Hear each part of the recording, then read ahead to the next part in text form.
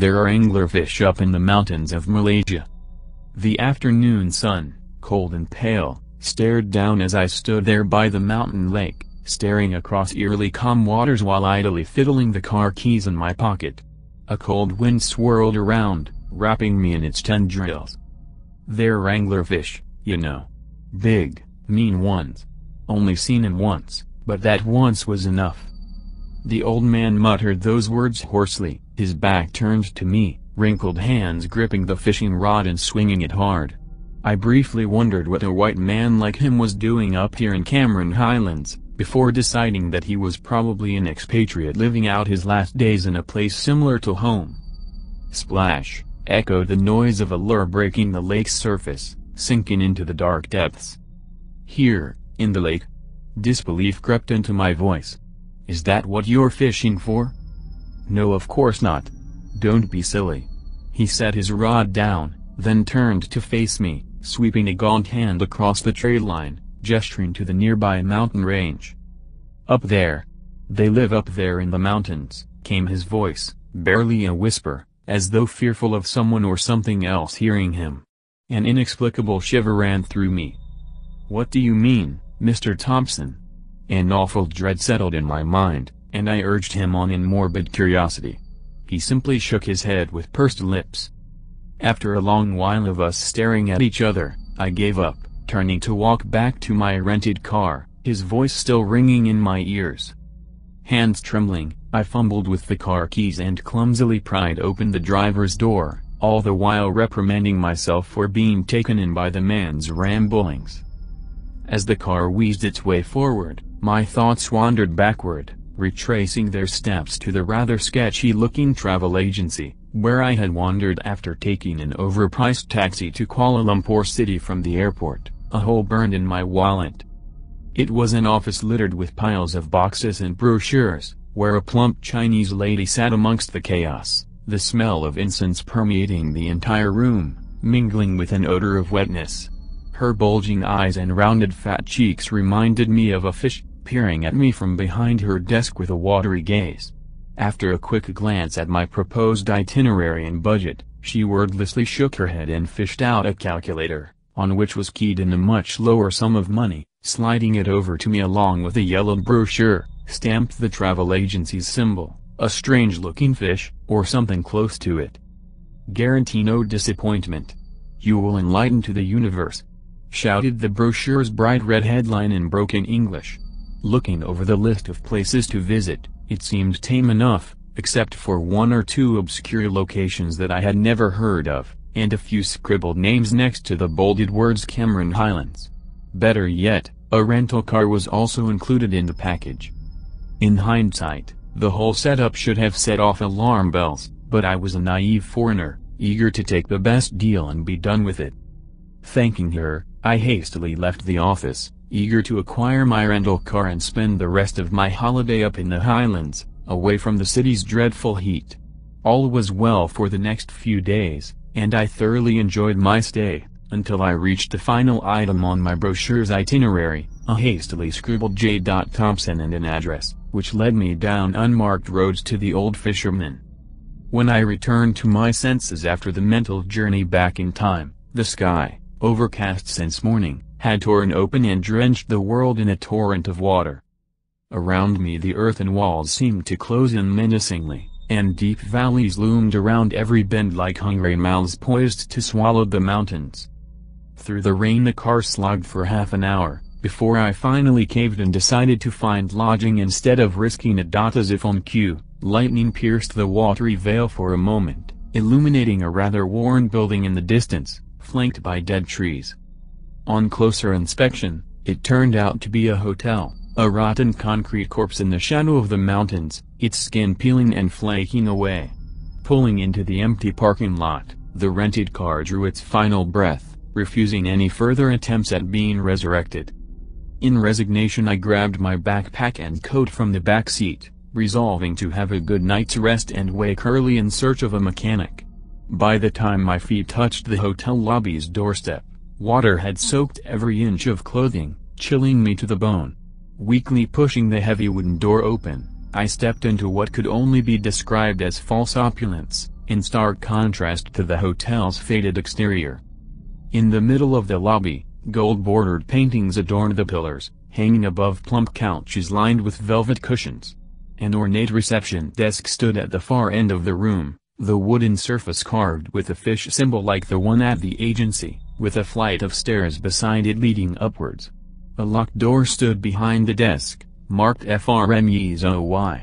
Suspended above it all, the chandelier glowed, emitting its harsh, jaundiced electric light. But even with all its plastic splendor, there was nobody in sight, no guests or staff. I decided to stay, as evening was creeping in. Striding to the front desk, I noticed a conveniently placed keyring laden with room keys, a sequence beginning with the number 205. Next to the keyring, there was a bowl of mints. Taking a few, I unwrapped one and plopped it in my mouth, stuffing the rest in my oversized coat pockets. After a brief search, I located the room at the end of a long corridor branching off from the lobby, lined with similar-looking doorways. Room 205, read the nameplate, the 5 somewhat faded. Irrationally, I tapped on the door and called out, but of course, received no response from within. The room was sparsely furnished, but surprisingly tidy, with a made bed and properly arranged pillows. In the corner, a door led off to the rather cramped bathroom. There was no hot water, of course. Upon relieving myself and washing my hands with the measly bar of soap provided, a sudden wave of exhaustion struck me, an accumulation of the day's troubles. Staggering to the bed, I could barely throw my suitcase and coat to the floor before sleep took hold, dragging me into the dark. My mind was assaulted with strange dreams. Rows upon rows of trees, each a mandible in the maw of some primordial creature, lurking there since before the age of man. A girl crying in the mist. A set of stairs, carved by inhuman hands. Pale hands, grasping and brushing at the light. The terrible light. A fisherman. A clearing in the woods, with eyes gazing at me from every direction. A million eyes stared out of the darkness, pleading, threatening. An anglerfish. Awakening with a start, my body jolted upwards. The cell phone's display showed 3 a.m. in bold numbers. Through the room's thin ceiling, I could hear the commotion of a party going on somewhere above me. Strange, the hotel was totally empty. Maybe a tour group just arrived at this ungodly hour. I got up, threw on my now dry coat, and started out in search of this contingent on the floor above, hoping I could find a mechanic amongst them. The sooner I left this place, the better. Something about it was off. The air in the lobby was still warm as I passed through, presumably from that entourage gathering there just before I woke. As I was rounding the long flight of stairs, distracted and deep in thought, I bumped into what seemed to be a bundle of rags lying on the floor, narrowly avoiding a fall. A weak moan emanated from the rags, and I leaped back in shock, hair standing on end as a pale visage appeared from underneath, followed by the rest of the frail body. A girl, barely 13, huddled there beneath the dim stairwell light, in her protective armor of blankets and bedsheets. Short hair framed her face, across which snaked scars, jagged and ugly, trailing down to her pale neck. She wore a strange-looking gray robe, the hem and sleeves adorned with stitched motifs of waves, and fishes, and other disturbingly unrecognizable sea beasts. Out of these sleeves emerged hands nearly skeletal, lined with bruises. Her right hand was missing a ring finger, seemingly hacked off crudely. Still in shock, my body began to move backwards on its own, but she immediately lunged and grabbed my hand, eyes pleading for salvation. Ignoring my instinct to flee, sympathy took hold. "What happened? Where are you from?" I stooped down and asked, putting on my best fatherly facade and pulling out one of the mints from earlier. She reluctantly took it, a lump forming in her throat as she swallowed, rising to her feet unsteadily. "Up there. They're up there." Her expression nearly reminiscent of the old man I had accosted earlier that day, the strange girl gestured wildly to the stairs, the top of which rounded a bend to another door. Snatches of sound from the party floated down, voices giggling, shouting, screaming, singing. Following the motion of her hand, my gaze fell upon a fist, sized hole in the ceiling, where wires had been ripped out. I could see a red light shining from above. "Oh, are your parents at the party? I'll take you to them. They must be worried sick." She must have slipped away while her parents were busy and gotten lost, or fallen down the stairs. Poor girl, she can barely walk on her own. I began to take a step up the stairs, all the while holding on to her hand, but she just shook her head violently and refused to budge. "What's wrong?" Putting her finger to bluish lips, she motioned for me to stay quiet, her eyes peering at the door above us in dread. Screams of agony rang out, and a splattering echoed, along with the sound of gibbering, mingled with boisterous laughter and chanting, rising like a stench from the grave. There was discordant music, eerie and high-pitched, ululating like a strange orchestra. Again the mad gibbering came, closer than before, along with footsteps. Something fleshy slithered towards the stairwell door, bringing with it a foul, rotten stench. The partygoers didn't sound very friendly, if it was even a party at all. I could hear the rattling of keys. Then abruptly, silence descended. And I peered through ceiling hole, bloodshot. Oh, fuck. The doorknob began to turn, and I practically flung myself down the stairs, the girl still clinging to me. Barely in time, I found the right key after much fumbling, and we stumbled into the restricted corridor just as a whole crowd swept down the stairs. Before they could round the corner and find the door unlocked, the girl had slammed it shut with surprising strength. The heavy receptionist's chair pushed against it as a makeshift barricade. Outside, feet were pacing about unevenly. Out of breath, the room was spinning, and all my eyes could make out were pipes running to and fro everywhere about the long corridor, and another door set in the far wall, of far older design, probably colonial era, as opposed to the other generic fire escape doors compared to the rest. Tugging my sleeve, she led me towards that far door, our feet treading puddles of stale water. The doorknob felt cold to the touch, and I hesitated for a moment. "Where does this lead?" I asked. The girl did not reply, but merely stared as I opened the door, taking care not to wrench the flimsy doorknob off. Only one way to find out. Hopefully it's safe. Damp air rushed out as the rusted hinges creaked open, enveloping us. Beyond the doorway there was no light, only an earthy-smelling cavern, and we stood there gazing into the black void, debating whether to press forward. Bang! From the lobby door came a splintering sound. As the girl grabbed my hand, the two of us rushing into the unknown darkness, I foolishly peered behind briefly, and nearly fainted in fright. In the pipe-infested hallway stood a horrid contingent of misshapen ... beings, barely even human in appearance. Amongst them were what seemed to be equally deformed hunting dogs, and in their hands the grotesque hound masters held wicked-looking whips adorned with what looked like thorns. The hunting party appeared as though it had sprung whole from a history textbook, clad in ruined uniforms and outfits from centuries past. Strangely enough, they pursued us to the dark cavern entrance, but refused to step over the threshold into the darkness beyond. One wretch, dressed in a ragged soldier's outfit of the colonial era, glared at me with hateful eyes, as the blindfolded child beside him wept. A woman in a moth-eaten bonnet leaned down to console the child, her fanged mouth opening and closing wordlessly. A hound, its face half devoured by maggots, paced back and forth. I had seen enough. Soon we lost sight of the grotesque horde, but found ourselves in total darkness, with only the dim light of my cell phone to guide us. Naturally, there was no reception. The cavern twisted, dead ends hampering our progress constantly and forcing us to backtrack endlessly on a futile trek. Eventually, we emerged into a rounded chamber, the walls carved with strange markings, some of which appeared to be similar to those on her robes. Exasperated, I turned to my mysterious companion as we sat on the rough stone floor. "What are those people? What is this place? Why are they chasing us?" "Not us. Me. You are insignificant." She spoke haltingly, hesitantly. "We are actors in a play. Puppets." "Huh?" "An evil cult. Long time ago, something terrible happened. Tried to summon something, but it failed. Now haunted. Ghosts, trapped here for the rest of time. Reenacting the sacrifice. Why? But the girl refused to speak further, even when offered more sweets. Suddenly exhausted once more, I leaned against the cavern walls, eyes closed in brief respite.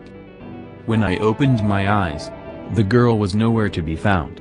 Down through the cavern came those voices from before, hollering and shrieking and gibbering.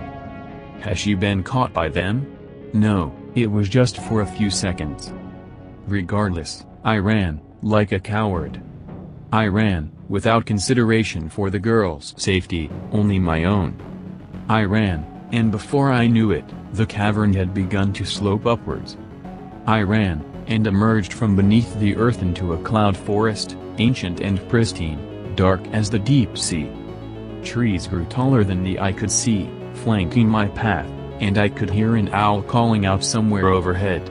The tree canopy was thick enough to allow only a sliver of moonlight to reach the ground below. As I explored the land aimlessly, guided only by the pale moon, I became distinctly aware of a brighter light in the distance beyond the trees. Civilization at last. Wandering forward, a massive staircase loomed ahead, set in the mountainside. Grass and moss had covered the steps, and as I began to climb upwards, a feeling welled up in me of being a puppet, controlled by invisible strings held by some mysterious puppeteer. Finally, after what seemed like hours, or days, or centuries, my feet touched the top of the stairs. Panting, I gazed around and saw I was in a clearing, the far end lit by a great light of unknown source, strong enough to cast a shadow where I stood. The forest fell silent. There she was, off in the distance. Beneath the light stood the frail girl, gazing at me curiously. Come, she beckoned me, my feet moving on their own, each step crunching fallen leaves which crackled beneath the tall grass. Closer. You're safe here, she beckoned. They won't chase you. Closer. That's right. Come here. In my haste to approach the light, my foot snagged on something in the grass, and down I went, tumbling into the undergrowth. A bleeding gash opened in my forehead. There were no leaves on the ground. Halfway across the clearing, I stood nearly knee-deep in a sea of white.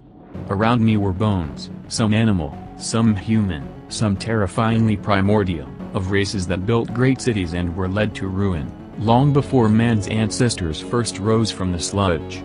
Where the girl had stood before, there was nothing. And beyond that nothing, beyond it lurked something.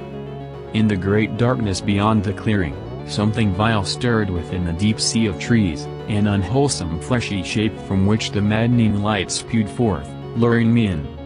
It peered at me with curious hunger, as a child would peer at an ant or a worm, a million eyes within eyes turning their gaze upon my feeble body. But I dared not return their gaze, nor could I have done so, for I knew somehow that to gaze upon it would spell oblivion. A million mouths cried out, shouting, shrieking, laughing, crying, singing, gibbering, in voices both familiar and foreign. A million mouths opened and closed, and around me the clearing seemed to ripple, and rise, and fall rhythmically, as though the hills were breathing. The trees were its teeth, reaching to the sky, which was its breath, the clouds its eyes, the soil its blood, the moon its mind. It called out to me, in the voice of the girl, in the voice of the mob, in the old man's voice, in the soothing tones of my dear departed mother and father. Join us, they cry out, become a part of a greater whole, and yet I knew, to my utmost terror, that this horror was only a minor being, that it was but an infant, one of many beyond number. For all its seeming malevolence, the truth was far more disturbing, that it cared not for us at all, that we were but insignificant parasites in the belly of this primordial anglerfish, the least of all its race. I don't know how long I stood there, rooted in terror. I don't know how I made it back down the mountain, body whole but mind broken. I cannot remember who it was that rescued me, and brought me home to my own country. I cannot recall much, these days. As my caretaker tells me, not even my name. But I still dream of moonlit nights beneath those trees, and the deformed mob that were as much victims as they were victimizers. I dream of all the loved ones who have died and were swallowed by the unknown void, and the mysterious girl, and I dream of a great anglerfish swimming through the mountain forests, its light drawing ever closer.